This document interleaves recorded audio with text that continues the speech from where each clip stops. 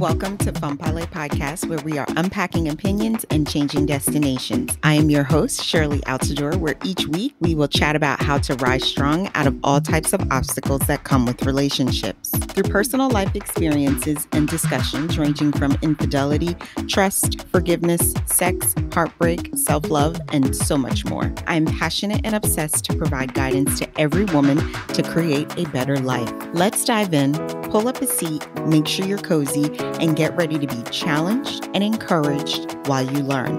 With me, your virtual girlfriend.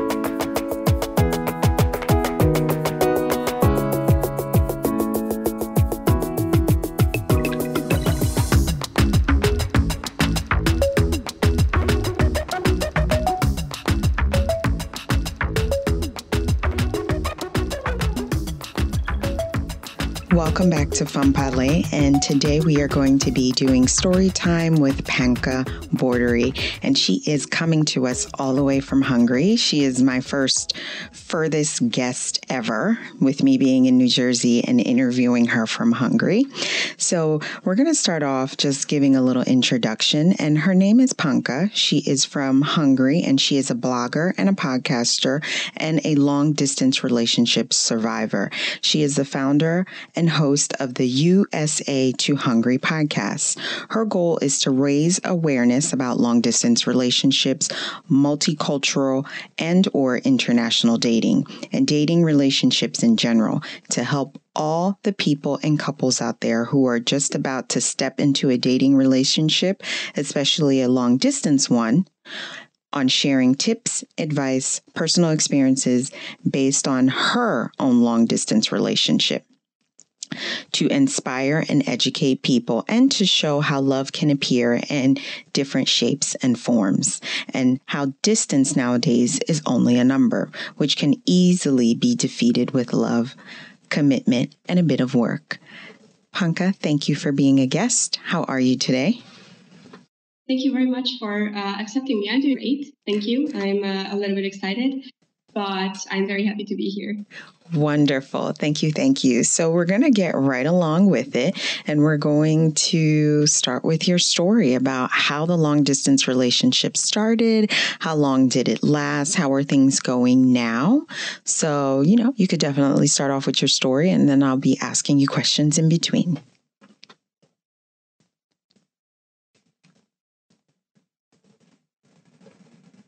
So our story started out back in 2018. It was September 2nd, and I was at home. It was a very casual Sunday evening, and I was a member of this website where you could meet and chat with foreigners from different countries. And at that time, I just wanted to improve my English skills and a little bit of my Spanish skills. So I was just browsing through all these profiles, and suddenly I saw a profile of a man who was, I didn't know anything about him. I only saw that his name was Michael, and he was back then 20 years old. And he was from Texas, and I saw a very small little picture. And I still don't know until today why did I click it, because it didn't really stand out. It wasn't anything special, but I still felt like, what if I will just, so I did. And in his bio or little description, I could tell that he was a very kind and intelligent person. He loved tennis and funny movies and his dogs. And it just felt very nice while I was reading it. So I thought I'd give it a shot. Like, why not? So I wrote him a very, very awkward opening message. It was, hi, I'm very bad at starting conversation, but I just wanted to say hi, and if you want to chat with me. And I was the most surprised when he actually replied, 5 or 10 minutes later. So we started chatting first about Hungary, because he has never really heard of it or has never been here, and he was interested in it. Mm-hmm. And so we just started casually talking. And the next day he asked for my phone number so we could continue this chatting on WhatsApp. So from that day on, we kind of chatted every single day.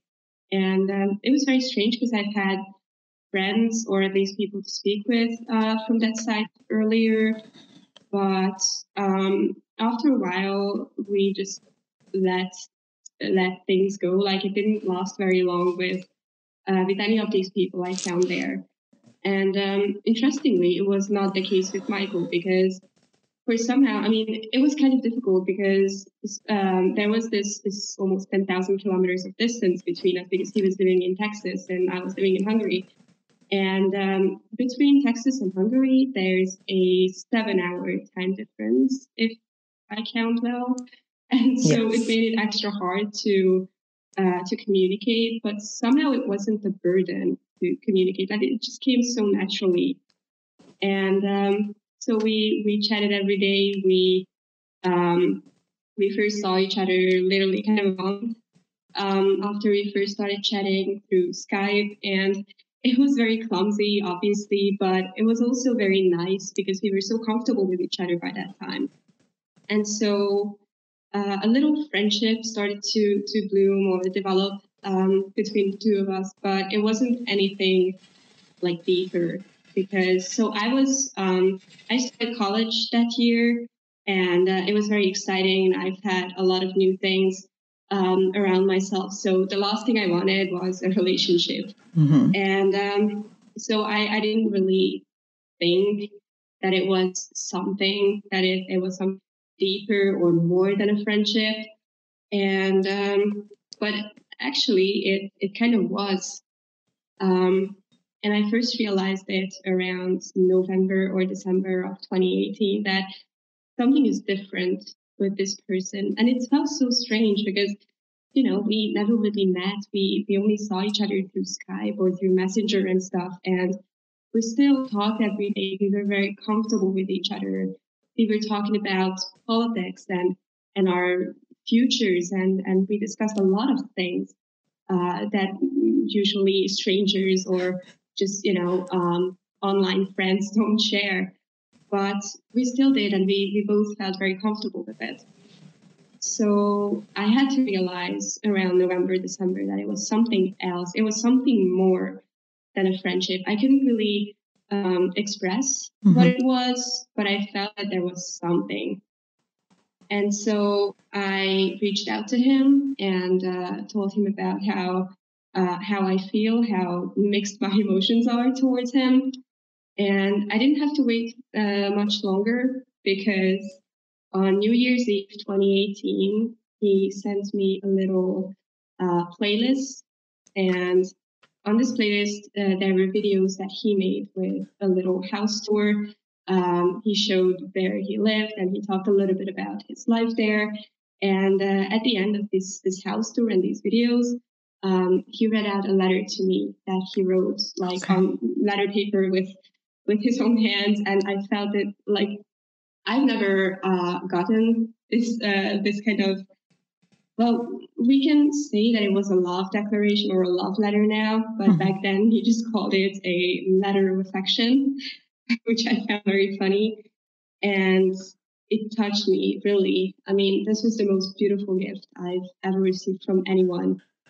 But it also scared me because I thought back or to the first day we started talking, and I didn't know when did it become something deeper and when did it start, becoming something more than a friendship. And I was scared because I've never really been truly in love before, and I've never known these kinds of feelings. I was 18 back then, so I was young. I should have known, I guess, by now. But still, I was just standing there and I didn't understand how could it change and what am I feeling and what is this? And so I've never experienced love. I've never been really in a relationship. And also I've obviously never been in a long distance relationship, and I've never even heard about successful long distance relationships. So obviously I was very nervous about it, and I was very scared. And I thought that, okay, this just cannot be. And I was in full denial with my feelings and with this whole situation. And I was like, no, that's not happening with me. I can't fall in love with someone I've never met. This is just not real, and long distance relationships never work. And what if he just, I don't know, wants my liver to sell it? So like all these very strange and like now funny things came to my mind. And so I decided that I went too far with this and I never wanted this. So I literally cut him out of my life. I blocked him on Instagram, Messenger, on email or through email, I guess. And I never wrote him. Kind of broke up with him, if we can call it a breakup. And I decided that it was enough and I'm not going to do this. And I will just focus on my studies instead and focus on my friends here and maybe find myself a nice guy here where I live. And then I'm never going to talk to him again. And so this was January 2019. And let me tell you, the next 2 months, January and February, was horrible for me because so at first I was like, okay, I can forget him. It's okay. It's no big deal. But I realized very soon that I cannot forget him, that I still was very confused about how I feel, and I was still very confused about what just happened in the past, like 3 or 4 months. But as time passed by, I was more and more sure that it's not that I can't forget him, but I don't want to forget him because, believe it or not, or like it or not, I fell in love with him and I didn't let this thing go. Okay. It was still scary because it still was my first love, basically. Yeah. So I have a question for you, Panka. And it was scary to admit. Mm-hmm. So just a few questions. So number one, what in the world, because I guess I'm just now realizing you're in Hungary.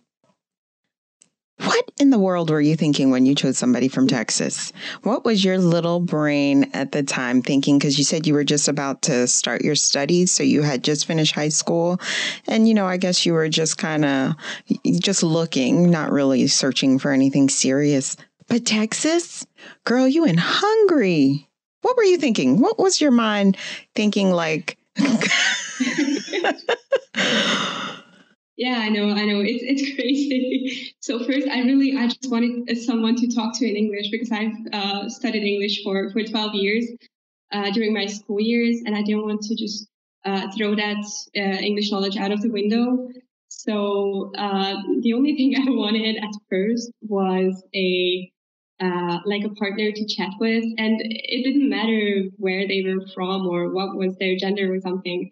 And the fact that he was from Texas it didn't matter at all, and I didn't even pay attention to it. So I thought that back then that it's okay, we will chat for a while, and I will improve my English, and everything will be fine. But after a month or two, we will just forget about each other. So I didn't really pay attention to these details, and well, instead of me forgetting him, he just kind of stayed in my life, I guess. So it was not intentional at all that, I want someone from Texas. Okay, so now after this man has professed his love to you, let you know exactly how he felt, after you let him know how you felt, all of a sudden, cold turkey, you just dropped him like a bomb. So you were starting to say, okay, 2 months had went by. I'm assuming they were very difficult. So let's start from what happened now after the 2 months and what made you contact him again? What feelings were you having? Why spark it back up? So I realized that, I realized that it was way beyond my childish fears about long distance relationships and online dating. And so this lasted for kind of a month, and the other month was preparing myself for kind of like the perfect comeback, if I can say it like this, because obviously I didn't want to let it go anymore. But I know how terrible I was, and I know how I broke his heart, kind of, and realizing that you you break someone's heart, realizing that what an asshole you were, is not a good feeling, and you don't actually know how to reach out to them, how to reach out to the person that you hurt so much. So I spent a lot of time trying to find the perfect words for a comeback. And in March 2019, it was around March 6th or 8th or something like that, I wrote him an email telling how extremely sorry I was, and that I would like to start over, and what if we just, be friends and start talking again, because I miss our daily chit chats, and I'm very curious about what's up with him, and I want to hear from him again, and I want to continue this conversation. And I promised him I would not go anywhere anymore. So I wrote him an email apologizing and telling all this and asking for a new start, a fresh start. And for my biggest surprise, he answered with a yes. He accepted my apology. And in a week or two, we were right where we left this conversation back in January. And I'm still so grateful to him. And I still can't believe how did I get to be so lucky to have him back, because I acted so badly, and I still can't believe that now we're here, and now we're together, literally, and relationship wise and everything. So, all right. So now March of 2018, things are back together again with you and Michael. And now we're moving forward with this relationship. So, it's interesting because you felt really, really bad. Was Michael upset? Did he express any feelings of being upset, or like, you completely ghost me? What the fuck? I'm assuming maybe if I don't know how Michael felt, you're about to tell us now, but the distance alone, that is a big weight for people to carry. Of course I have not been in a distant relationship, but I can only imagine that's a big weight. I mean, I don't think, you need to be forgiving because you're in Hungary. He's in Texas. It's kind of like, wow. How am I going to be able to make this work? But I do understand why you felt as though you needed to apologize to him, because you just completely, literally for almost 2 months, just left the face of the earth. You said you blocked him, like the man really did something wrong, it's even though I'm laughing about it right now, I can only understand how he felt, like, oh my gosh, I can't even reach her anymore. So when you did finally reach out to him, it was very nice that he was still open and warm towards you. So now March 2019, things are working back together. So give us an update. What's going on? How things have been? Are you guys still together? What's going on? Yeah, thankfully we're still together. So this story has had a happy ending after all. So March 2019, we got back to emailing first, and then back to texting again. And from then on, very soon, we admitted how we love each other, and we said it out loud that yes, we are in a relationship now. And so after a while, after this little honeymoon phase of getting back together, we had to realize that yes, the distance is still there, and it's still 10,000 kilometers. And so we kind of have to work on closing the distance, or at least just meet first, because no long distance relationships can remain long distance relationships for forever. Like Exactly. At some point, there has to be at least a plan on closing the distance. And for us, it was very obvious that he's going to move here because, so as I've mentioned, I just started college in 2018 September, and it's a 4 years study or a 4 years course. So I still have almost a year and a half of university, and that was 2019. No, 2020 was his last year of college. 2020 from September to December. So he graduated very soon. So he didn't really have any like career in US, and he didn't have a stable workplace and everything. He didn't really have a whole lot to leave behind, and these are his words. So it's not like I'm saying that, he had nothing to leave behind, and it's not true. It's actually true, because he told me that he just doesn't really have roots. So he's just happy wherever life brings him. And he's always wanted to work in Europe. First, he wanted to work in Germany, and then he decided that the distance between Germany and Hungary is not that bad. So what if instead of Germany, he would just move to Hungary and work there?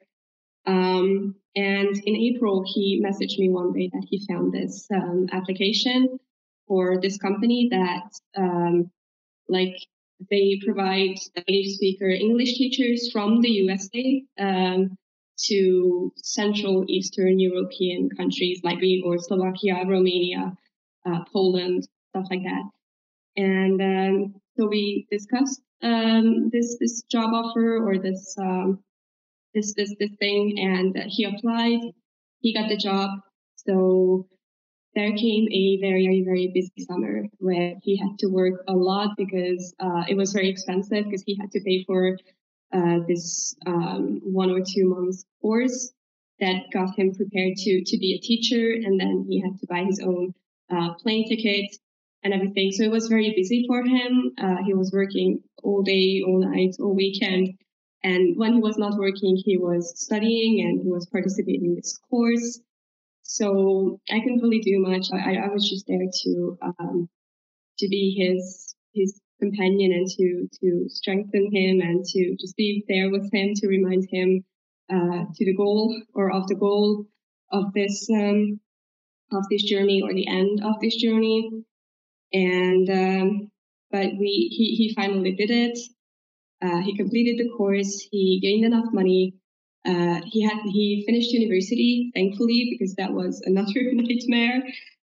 Finishing all his courses and his diploma and everything. It was a very, very long process, and he had a lot to do with different papers, and it cost a lot. It's exhausting just thinking about it. But finally, everything worked out very well, and he bought his plane tickets for January 18th, 2020. And now the only thing that separated us was a Christmas and a New Year's Eve, and that 2 weeks of January before he could finally arrive to Hungary. Okay, that's amazing. Okay, so just to clarify, just so our listeners know, all right, so now March of 2019, you guys are back together. Also, just let the listeners know the age difference between you and Michael, because you did comment, you said Michael was also in college. So and he had just graduated, I think you said the end of 2019, just to clarify that. And also, now, as we're fast forwarding, ever since January of 2020, he has physically left Texas and moved to Hungary. Is this correct? Yes, it's correct. And currently, he's 23, and I'm about to be 21. So we're still kind of young, but we are very committed, and we have worked hard on this relationship. And I'm glad that we're young, because we have the opportunity to love each other longer. As cliche as it sounds, it's true. So and yeah, he's been here for over a year now, and it's very weird to say, but it's true. But 2020 was a very, very hectic year for everybody, I think. Okay, that is extremely amazing, because now Panka, you're offering hope to people who are in long distance relationships. And one good thing that you said is at some point that long distance relationship has to come to a close, because there's no way it can last forever. And that's a very good point that you made. But I have to give kudos to Michael. That is huge, Panka. That is huge. I mean, it's even shocking to me. So I can only imagine it's going to be shocking. It's not like a couple or two states away, whole country, miles, extreme amount of distance. So how far are you guys from each other now? What is the driving distance right now? Yeah, I mean, it's awesome that he could make it. And I still think I'm kind of the luckiest girl alive right now that, whose boyfriend has moved literally thousands of kilometers, or 10,000 of kilometers to her. And it's crazy to think about. Right now, we're still kind of long distance because we live in two different cities, but now it's only like 90 kilometers. So it's an hour, or it's kind of like an hour and a half ride with car, but unfortunately, neither of us have a car. So it's a 2 hours of train ride plus the bus that takes me to the train to get here. So it's definitely not bad. I mean, it's totally worth it. I will gladly travel 2 hours daily if I have to, and it's still much better than the 10,000 kilometers that used to be between us.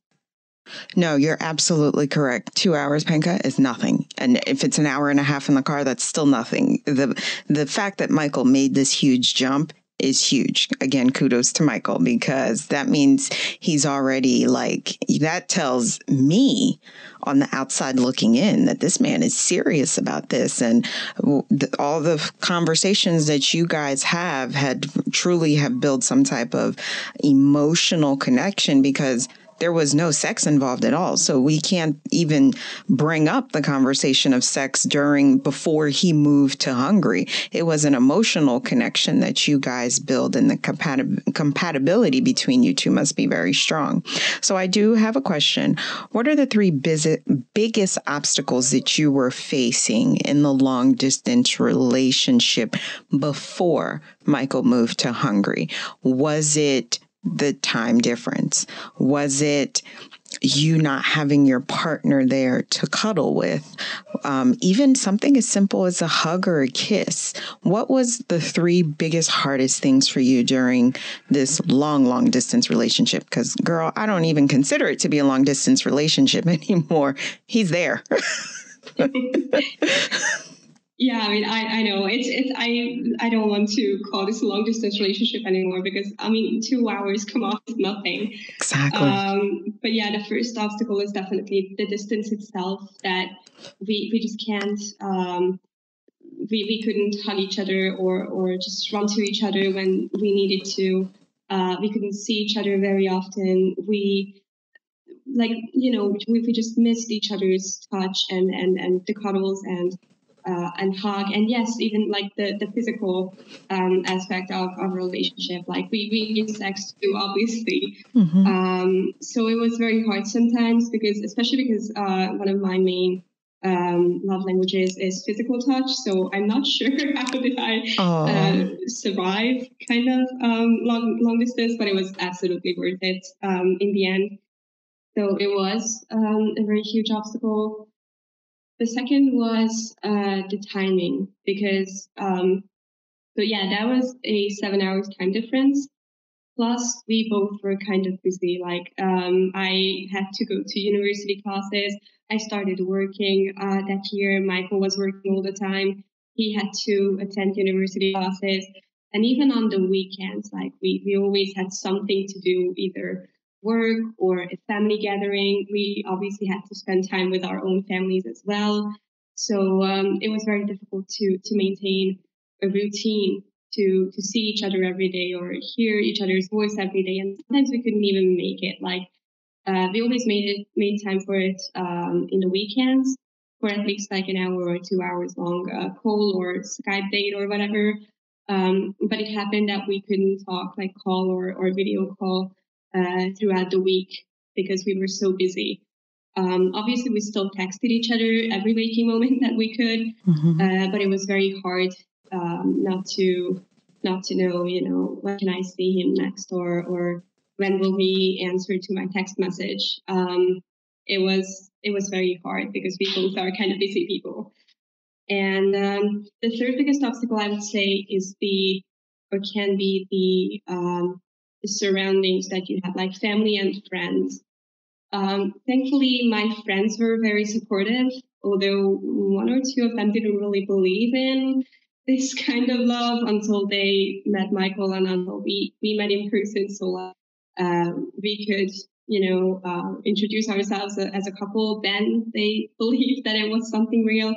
And my family obviously wasn't very happy me dating a random Texan guy whom I met online. They weren't really against my relationship, but they they weren't super supportive about it. And someone who is maybe very connected with their parents, or who are very close to them, and who, affected by them more than I was, I think it can be a huge, it can be a turning point for them, to, if I should listen to my parents who say that it's wrong and it's not a relationship, or who are against it, or should I follow my heart and follow my path and be with this guy that, although I've met him online, and although there's like 10,000 kilometers between us, but I still love him, and I want to be with him. So, the skeptics or my heart, that's a tough decision for some people. And at the beginning, it was a tough decision for me too. But I think that during those 2 months back in 2019, I got so secure in this decision that from then on, nobody could convince me otherwise. Gotcha. So I do have a few more questions for you. So my next question is, when it comes to your parents, how are things now? And I'm glad that you said follow your heart, because life is a risk. A relationship is a risk. And if you allow yourself to become so comfortable and not take risk, I feel as though you're missing out on life and you're sheltering yourself just a little too much. So I applaud you taking that big jump. And the first question is, how is your relationship with your parents now that Michael has moved to Hungary?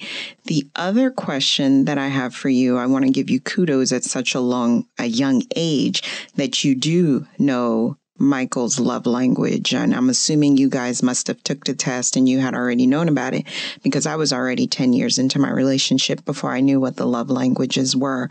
So at, you said 21 and 23, that's a good thing that you guys know that.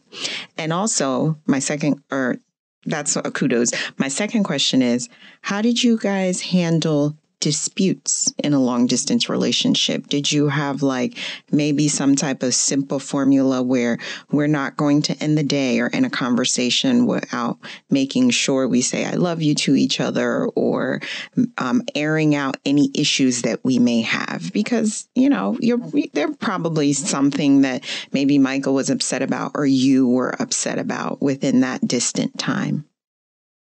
Okay, so, well, my parents thankfully love him, especially my dad, because I have a sister, and she has a boyfriend. And when she first introduced him to the family, my dad was not happy at all that, his eldest daughter now has a boyfriend. But so I was obviously very afraid, because it's not just that, oh, now I have a boyfriend too, but he's a foreigner and we met online and he doesn't speak the language, and oh my God, how will he react? But thankfully, it came out very well, because they both are very intellectual people. They like sitting down, pop a beer, and talk about economics, politics, every kind of things that are going on in the world right now.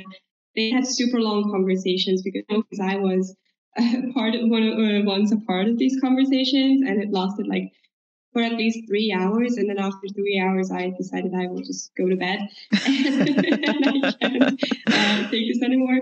So it's very, very heartwarming to see how my dad likes my boyfriend, because cheesy or not, they're the two men of my life now. And it's very heartwarming to see that they're getting along very well. And my mom likes him a lot. She's a very, very caring lady, and she cares for him a lot. She always asks if she can do anything for him, or if there's anything that she can give to him, or do for him. Then just he should definitely let her know. So it's also very nice. And my sister, she just enjoys that there's a foreigner in the household now, and that she can use her English knowledge when they're speaking. And they both like cooking, so they love discussing cooking things, and things about the kitchen and who cooks what and national dishes and everything. So my family, thankfully, is still they still love Michael a lot, and well, it makes things much more easy this way. And to your second question, well, we used to have, we weren't really an arguing couple, thankfully. We've had two major arguments when we were in a long distance relationship, and both are connected to kind of serious topics. And the thing that you mentioned about we know each other's love language, kind of because we talk a lot, and it's not just like talking about the weather or how was your day, how was your day, but we were talking a lot about our futures, our plans, ourselves, and at some point it just came out that like, oh hey, do you know what your love language, and do you know what yours? So that's how we kind of found out, and that's why we found it out pretty early on in the relationship. So despite these two major arguments that we had, we told each other that we're never going to put down the phone while we are still angry at each other. Gotcha. Because I think there's no worse feeling than just putting down your phone and you're still very angry and, oh, I don't even care. And then after a while, you obviously calm down and you start worrying about, oh my God, did I hurt him? Did I hurt his feelings? How is he now? And then you try to call him back to discuss things again, and maybe he doesn't answer. And so there's this other, thing that you can worry about, like, oh, where did he go? Is he okay? And he started driving and he crashed a wall because he was so angry too. And oh my God, I shouldn't have put down the phone. So we kind of started or tried to avoid these kinds of worries, and we agreed that no matter how busy we are, no matter how angry we are at each other, we're not going to put down the phone until we came to a solution and until we have no anger in our hearts anymore. And sometimes it led to hours-long conversations because not everything can be solved by, a flip or like this. But it was worth it because we could put down the phone lightheartedly and we didn't have to worry about, oh my God, did I hurt his feelings, or where did he go, or why doesn't he pick up the phone, or like, is he still mad at me? So we avoided these kinds of worries. So I think it was pretty useful. That's good to hear. And you and Michael just sound very mature for your young age. You have pretty much, you're focused in life, your studies, his studies, you know what you want in a relationship. And it seems like you said, you didn't have useless conversations. You had meaningful conversations that you realized that if this is something that we want to work out, we have to have real conversations, long term, what's going to happen to us long term, about life, about children, about handling certain situations. It seems like you guys had all these conversations before Michael even got to Hungary. So the two questions I have is, why, from your experience, do you feel as though long distance relationships do not work out for people? Name one or two things that you feel. There's probably a plethora of stuff, Panka, but just name one or two reasons of why long distance relationships don't work out.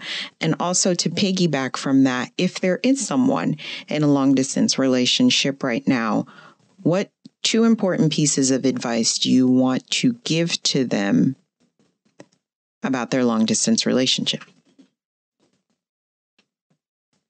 So, yeah. Going back to what you said about conversations and not having useless conversations, I think it's very important that you know where you're going and you know what you want in a long distance relationship. Because, if you're dating short distance and you commit to a relationship or you start dating and I don't know, after half a year, it comes out that, oh, for example, one of you never want kids and the other one wants kids so badly, then what happens? They say goodbye to each other, they break up. If they bring together, then one of them moves back home to their house, and they're living their lives just like that from then on. But if you're in a long distance relationship and you make the move and you close the distance, and one of you move to a whole different country or a whole different continent, and then it comes out that one of you never want kids and the other one wants kids so badly, then what? Because one of you gave up all of their lives and all of their future in their country just to move to yours and just to realize that it doesn't work, and now what, you know? So we try to avoid this as much as possible, and we try to find out if we are a good match, at least on paper, because everything is different off paper. But if you're a good match on paper, and that's how you make the move of closing the distance, then I think it can cause less damage, or it can lead to less, you know, hurried decisions than just, you know, closing the distance just because I love you and I don't care if our core values are different or our future plans are different. So you can't, it's very funny, but like you can't really date unintentionally long distance in a long distance relationship. So and yeah, that's why we had these conversations, and that's why we kind of never spent a conversation just, you know, for okay, no, that was okay. Sorry, It's okay. It's still not perfect, and I'm so struggling with grammar. It's okay. But I wanted to say is like that. That's why we wanted every conversation to have a meaning. Okay. And so I think the most important, the biggest thing that holds back people from being in a long distance relationship is the effort, because obviously you have to make effort in a short distance relationship, and you have to work on that to have a successful marriage and a successful long-term relationship. But a long distance relationship is extra effort, and it's extra energy, and it can be extra hard. For example, for people whose love language is physical touch. And a lot of people just don't dare or can't face these challenges, and it's not a problem. Long distance relationships are not for everyone, and there are people who could never do that, and it's totally fine. They're not less of a brave people, or they're not, you know, less strong or anything. It's just like, you know, can't everyone be be a full-time YouTuber, for example, or can't everyone be a boss, or can't everyone be in a long distance relationships? We are different, and it's not for everyone, and it's perfectly okay. But I think the most, the biggest thing that stops people from being in a long distance relationship is the extra energy that they have to put into their relationships, and the lack of touch, the lack of physical connection, the lack of their partners. For some people, it just cannot work because they have to have their partners nearby. They have to have their partners right next to them all the time. And for these people who just can't stand a week without their partners, I think long distance relationships are not really an option, or like, yeah. So I would say this is one of the biggest things. But if you're already in a long distance relationship, well, my biggest advice can be to communicate, and to communicate intentionally. Like, sure, there will be conversations about how was your day, or I don't know which one was your favorite Teletubby, or there will be kind of pointless conversations, and it's okay, because pointless conversations are fun. And it's really fun to discuss like stupid things like this, and we enjoyed it too. Don't forget to communicate and to talk about important topics. And I know it's very scary to talk about marriage and kids and future plans with someone whom you've been dating for 3 months or 5 months, because it can easily scare people away. They're like, oh, you're talking about marriage after 5 months. Geez, what's wrong with you? But I think that in a long distance relationship, it's important that it has to come out as quickly as possible, if you are compatible on paper or not. But don't forget that if something doesn't work on paper, it doesn't mean that it won't work in real life. And if something does work on paper, it doesn't mean that, oh, that's it, and then I never have to run it again because it works perfectly on paper. Because in person, everything is different. And we had to face a lot of things when we moved in together, moved in together, because I have a job now here in his city, so I'm spending my weekdays here. But that's a completely other story. So we had to figure out a lot of things in person that was not on paper. So yeah, communicate. Don't be afraid to talk about serious topics, and don't be afraid to share yourself and to trust your partner with your life and with your heart. Because you can't fake it for a very long time, and it doesn't worth it. Like it isn't worth it at all, especially not when you're in a long distance relationship. And what if you travel there and you find out that nothing is true? So it's important to reveal the truth. Of course, just up until the point that you're comfortable with it. But yeah, communicate and don't be afraid to open yourself up to your partner and share them your goals, your dreams, your opinion on I don't know, gender roles or marriage or family. What does a family mean to you? Stuff like that. So just don't be afraid to open up and to communicate. Gotcha. And that's great feedback. So as we end today's story time with Panka, we're going to have our final little discussion here. One thing that she pointed out at the beginning of the conversation, a long-term relationship cannot be forever. So that's the reason why she's saying be intentional about everything you do, because at some point there needs to be a closure and there needs to be a discussion about who's going to move where and what is going to happen. So I'm very happy that she pointed that out, because there needs to be closure in that long-term relationship. The other thing is, she said, be intentional with your conversations. Yeah. Talking about Teletubbies is great. It's great for laughs to lighten up the day. But I realize too, is it something that we take for granted when we're in relationships that are not long term? We avoid those serious conversations when the person you're dating is right around the corner or is like 15 minutes away from you. Whereas in a long-term relationship, you have to intentionally have these conversations when it comes to children, when it comes to life. Make sure the compatibility makes sense for the both of you, because you don't want to make a big move, like Panka said, and one of you don't want to have children. But because maybe you weren't intentional in your conversation, now the whole relationship is sour. Someone's not happy about the move, whoever ends up making the move. So be intentional with your conversation. Communicate, because that's very important. As we see here from her story, it is very possible. It's possible to have a long-term relationship for it to become something. You have a woman from Hungary and a Texan that just met each other online. Now the guy is literally an hour and a half from her by car. So, we have to say, Michael, you made a big, bold move, buddy. So I hope you keep Panka happy. And, because at the end of the day, that's huge. I don't even know if I can do that. My goodness. But, we're going to end today, and hopefully this is... how impossible it sounds. Yes.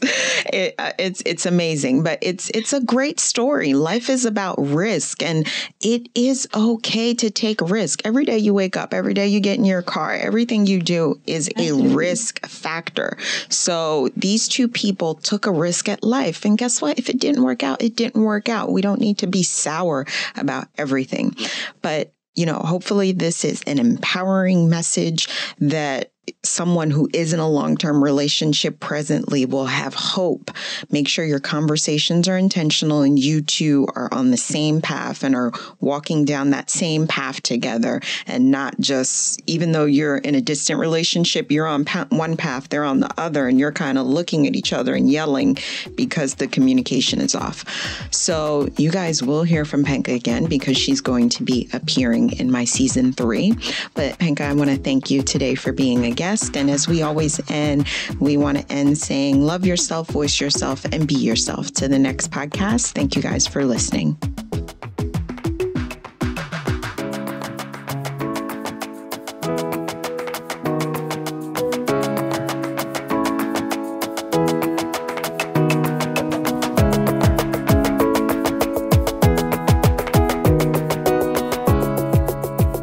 Thanks for tuning in to Fanpale Podcast. If you want to continue the conversation or share your takeaways, I want to hear from you. Head on over to the website or join our Facebook community and comment your favorite part of the show or share your thoughts. I want to hear what you have to say. Don't forget to rate and subscribe to the podcast so you never miss an episode. Chat with you next week.